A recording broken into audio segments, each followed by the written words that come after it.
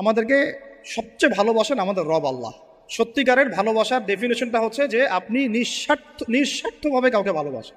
আমাদের আশপাশে যারা আছে, যারা হালাল, ইভেন হালাল, আমার মা, আমার বোন, আমার বাবা, আমার স্ত্রী, আমার ছেলে, আমার মেয়ে, এদেরও যদি কখনো স্বার্থে আঘাত পড়ে, দেখবেন সেও আপনার পাশ থেকে সরে যাচ্ছে। এমন হয়নি কখনো?